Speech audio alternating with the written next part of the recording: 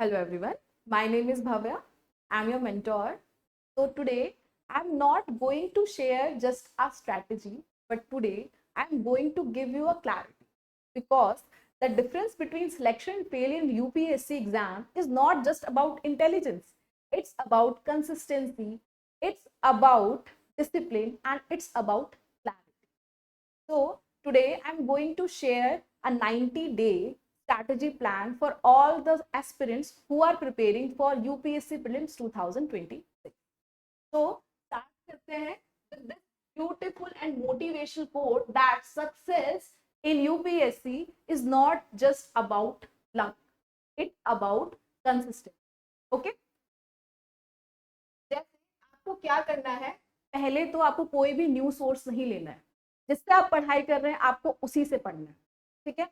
दूसरा, mobile phone के distraction से दूर रहना, जब भी पढ़ाई करें मोबाइल फोन स्विच ऑफ करके पढ़ाई करें। और सबसे इंपॉर्टेंट कि अभी आपको प्रीलिम्स ओरिएंटेड पढ़ाई करनी है, ओके।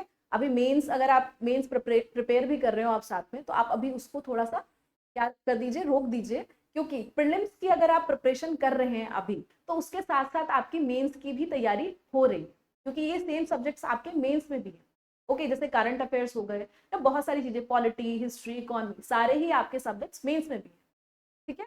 तीसरा, पीवाईक्यू आपको एनालिसिस करना है डीपली। मैं फिर से कह रही हूँ, हमेशा कहती हूँ, कोई भी एग्जाम को क्लियर करना है तो आपको उसके पीवाईक्यू क्या करने हैं, डीपली एनालाइज करने हैं। एटलीस्ट 10 to 15 ईयर्स के अगर आप पीवाईक्यू एनालाइज कर लेंगे तो आपको पता चल जाएगा कि कैसे यूपीएससी क्वेश्चन पूछता है, कहाँ से पूछता है और क्यों पूछ रहा है, ओके। तो अभी आपको फोकस करना है प्रीलिम्स पर, ठीक है। 10 to 12 आवर्स आपको स्टडी करनी ही करनी है, क्योंकि we have just 90 days, 4 to 5 days तो मैंने निकाल दिए, बिकॉज बहुत सारी चीजें हो सकता है आपको कोई अर्जेंट वर्क हो, तो 4 to 5 डेज हटा के हमारे पास 90 डे का ये प्लान, ओके। उसके बाद आपके पास कोई अकाउंटेबिलिटी पार्टनर भी होना चाहिए, whether your friend, whether your parents, जो आप पे चेक कर सके कि आप अपनी पढ़ाई प्रोडक्टिवली कर रहे हो कि नहीं कर रहे हो, ओके। आपको मोबाइल फोन का डिस्ट्रैक्शन तो हटाने, और सबसे इंपॉर्टेंट, आपको अपनी प्रिपरेशन किसी से कंपेयर नहीं करनी, सिर्फ आपको अपनी प्रिपरेशन अपने आप से कंपेयर करनी, किसी और से नहीं, ओके। क्योंकि मुझे पता है 90 डेज रह गए हैं, बहुत सारे स्टूडेंट, सभी स्टूडेंट्स लगभग एंजाइटी में होंगे, ठीक है, कंफ्यूज होंगे, ठीक है। लेकिन इसका मतलब ये नहीं है कि आप क्या करें, अपनी प्रॉब्लम्स और क्रिएट करें। सबसे पहले आपको काम रहना है और अपने ऊपर कॉन्फिडेंस रखना है कि जितना आपने पढ़ा है उसी से आए, ओके। और मल्टीपल टाइम रिवाइज करेंगे तो आपका सिलेक्शन पक्का है, ओके। तो मैंने आप लोगों के लिए ये 90 डे का प्लान बनाया। 90 डे का प्लान कैसा है ये आपका, इसमें मैंने इसको दो फेज में डिवाइड किया, फेज ए और फेज बी। तो फेज ए में फर्स्ट 60 डेज रख रही हूँ आपके, फर्स्ट 60 डेज को भी मैंने फिर से दो पार्ट में डिवाइड किया है, 30 और 30 डेज, ठीक है।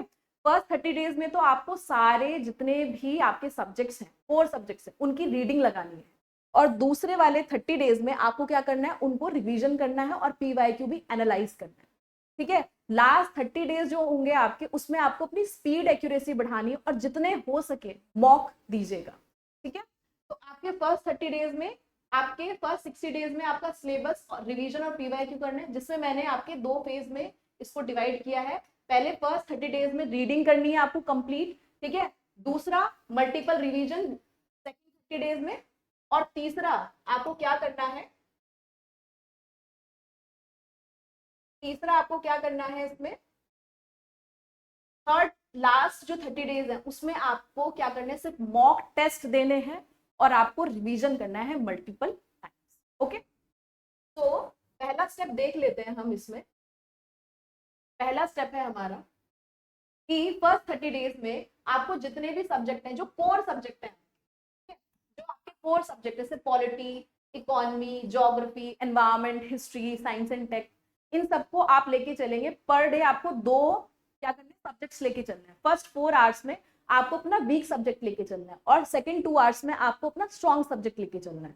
4 आवर में वीक सब्जेक्ट के लिए इसलिए कह रही हूँ क्योंकि अगर आप पहले ही स्ट्रॉन्ग सब्जेक्ट्स को कर लेंगे, जैसे जैसे टाइम बीतेगा तो फिर आपको एंजाइटी होगी फिर से, ठीक है, आपको कॉन्फिडेंस फील नहीं होगा। तो इसलिए जो आपका वीक सब्जेक्ट है पहले आप उसको कंप्लीट करें। लेकिन यहाँ पे भी एक रूल है कि वीक सब्जेक्ट आपका ऐसा नहीं होना चाहिए जहां से कम मार्क्स आते, ठीक है। मान लीजिए आपका वीक सब्जेक्ट इकोनॉमी है, एनवायरमेंट है, पॉलिटी है, ज्योग्राफी है, ठीक है, साइंस एंड टेक है, तो आप क्या करें, यहाँ से आप अपना प्रिपरेशन शुरू करें, ठीक है। इनको आप 4 आवर्स दें, और जो 2 आवर्स है, मान लीजिए जो भी आपका सब्जेक्ट, जो भी आपको पढ़ना अच्छा लगता हो, ठीक है, वो 2 आवर्स आप उसको दें पर डे के हिसाब से, ठीक है। नेक्स्ट आपको 30 डेज में, जैसे मैंने बताया आपको, जो फर्स्ट 30 डेज में तो आपने रीडिंग लगा ली, नेक्स्ट 30 डेज में आपको क्या करना है, फर्स्ट रिवीजन आपको 12 डेज में लगाना है अपना, सेकेंड रिवीजन भी आपको करना है, और आप इसमें हो सके, वैसे तो मैंने 3 टाइम्स रिवीजन दिया है, लेकिन एटलीस्ट 2 टाइम आप रिवीजन कर, हो सकता है ये पॉसिबल ना हो, पर एटलीस्ट 2 टाइम रिवीजन आप नेक्स्ट 30 डेज में करें। फर्स्ट 30 डेज में रीडिंग लगाए, नेक्स्ट 30 डेज में एटलीस्ट 2 टाइम्स रिवाइज आप जरूर करें। नेक्स्ट मैं बात करूंगी कैसे करना है। तो सबसे पहले आपको अपने 10 to 12 आवर्स आपको देने ही देने हैं प्रोडक्टिव, ठीक है। तो इसमें आपको 4 आवर्स देने हैं अपने वीक सब्जेक्ट पे, ठीक है। दूसरा 2 आवर्स देने आपको स्ट्रॉन्ग सब्जेक्ट पे, फिर 2 आवर्स में आपको डेली टेस्ट करना, एनालाइज भी करना है अपने 50 क्वेश्चन तो आपको करने ही करने हैं अपने, साथ में 2 आवर्स करंट अफेयर। यहाँ मैंने पीवाईक्यू लिखा हुआ है, बट इसकी जगह आप सी सेट भी कर सकते हो 30 मिनट्स, क्योंकि सी सेट को भी हम नहीं छोड़ सकते हैं। सी सेट इज वेरी इंपॉर्टेंट, क्योंकि सी सेट की वजह से काफी बार टॉपर भी फेल हो जाता है सी सेट की वजह। तो एटलीस्ट आप 30 मिनट्स डेली दीजिए, और हर संडे को 2 आवर का टेस्ट कीजिए, किसका, आपका सी। जब भी आप टेस्ट करें, फुल मॉक दें, तो आप जो यूपीएससी की टाइमिंग्स है ना, उन्हीं पे आप वो क्या करें, टेस्ट दें, ठीक है। साथ में 30 मिनट्स प्रैक्टिस हो गई। आइडेंटिफाई करें इन केस आपको पता चल रहा है कोई इजी क्वेश्चन है, ठीक है, इजी क्वेश्चन है, और अगर आपके कुछ कॉन्सेप्ट क्लियर नहीं हो रहे तो आप उसकी पर्टिकुलर वीडियो भी देख सकते हैं। अब हम आगे बढ़ रहे हैं, ठीक है, लास्ट 30 डेज पे, जहां आपको नए टॉपिक बिल्कुल नहीं उठाने हैं। ये मैं लास्ट 30 डेज की बात कर रहा हूँ, कोई न्यू टॉपिक नहीं उठाना है। 6 to 7 आपको फुल मॉक लेंथ टेस्ट देने ही देने हैं, इससे ज्यादा भी दे तो और अच्छी बात। प्लस आपको सेम जैसे मैंने बताया, मॉक आपको यूपीएससी टाइमिंग के हिसाब से देना है। पीवाईक्यू इज वेरी इंपॉर्टेंट, उसको डीपली एनालाइज करना है, मल्टीपल रिवीजन करें 3 to 4 टाइम्स, ठीक है, और मैक्सिमम टेस्ट दें और उनको एनालाइज करें, ठीक है। हाई प्रायोरिटी सब्जेक्ट्स मैंने आपके ये रखे हैं, ठीक है, हाई प्रायोरिटी सब्जेक्ट्स जैसे आपका environment, economy, science and tech, polity, geography, है ना। हिस्ट्री में, ये हिस्ट्री 2 बार रिपीट हो गया, इसको मैं हटा देती हूँ। हिस्ट्री को हम मॉडर्न हिस्ट्री से देख सकते हैं, लेकिन ancient, medieval, art and culture, क्योंकि अभी उतना समय नहीं बचा है कि हम इसको कंप्लीट कर सकें, ठीक है। इवन जिनका हिस्ट्री ऑप्शन होता भी है ना, वो भी कभी कभी प्रीलिम्स के हिस्ट्री क्वेश्चन सॉल्व नहीं कर पाते, क्योंकि हिस्ट्री बहुत वास्ट है, बहुत फैक्ट्स, ठीक है। तो मैं आपको कहूंगी प्रायोरिटी के हिसाब से आप अपना सिलेबस कंप्लीट करें, ओके। जैसे मैंने एक वेटेज भी बनाया है आपका, ये 5 साल का ट्रेंड बनाया है मैंने कि कहाँ से क्वेश्चन आते हैं मैक्सिमम, ठीक है। 21 में 22, 23, 24, 25 सबसे ज्यादा से आ रहे। एनवायरमेंट हो गया आपका, देखो 2025 में इकोनॉमी से सबसे ज्यादा क्वेश्चन, ठीक है, साइंस एंड टेक, ज्योग्राफी, उसके बाद आपका पॉलिटी, ठीक है। आप देखोगे इनका वेटेज है इन सब्जेक्ट्स का, तो आपको environment, economy, polity, geography, current affairs, इनको तो अच्छे से रिवीजन करना ही करना है, ठीक है।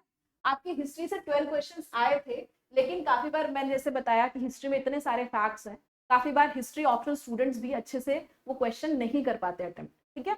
तो आपको इन पर ध्यान देना है। और 5 चीजें आपको डेली करनी ही करनी है। एक तो काम कंपोज रहना है आपको, काम कंपोज रहना है। दूसरा 50 क्वेश्चन डेली प्रैक्टिस आप करें ही करें, इससे ज्यादा कर सकते हैं तो और अच्छी बात है, ठीक है। थर्ड, मल्टीपल रिवीजन, साथ में हेल्दी डाइट को भी मेंटेन रखना है। बाहर से कुछ आपको जंक फूड वगैरह जितना हो सके अवॉइड कीजिए, ठीक है, क्योंकि अगर एक बार तबीयत खराब हो गई तो 3 से 4 दिन उसमें ही लग जाता है, ठीक है। तो घर का बना हेल्दी फूड खाइए, बेवरेजेस वगैरह भी मत लीजिए, ठीक है। मतलब टी कॉफी आप ले सकते हैं, बट एक्स्ट्रा कुछ और मत लीजिए, ठीक है, जिससे आपकी तबीयत खराब हो जाए। अकाउंटेबिलिटी इंश्योर करने के लिए अगर आपके घर पे पेरेंट या फ्रेंड या मेंटोर है, आप उनकी भी हेल्प ले सकते हैं।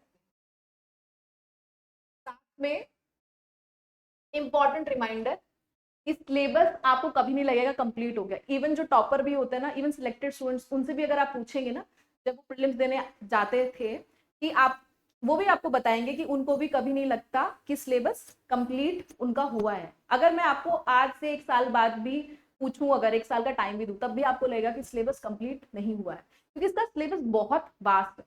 ओके, और साथ में आपको गिव अप नहीं करना है, सोर्स चेंज नहीं करना। फिर बोल रही हूँ, PYQ एनालाइज करना है डीपली, मॉक टेस्ट देने हैं जितने हो सके, ठीक है, और अपनी स्ट्रैटेजी बनानी, सबसे इंपॉर्टेंट अपनी स्ट्रैटेजी, ठीक है, इससे आप बीट कर सकते हैं।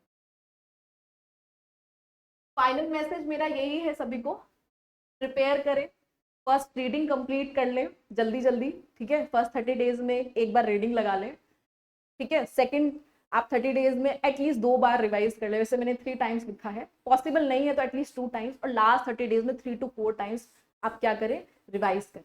ओके, और जितना हो सके मॉक दे, जितना हो सके मॉक दे,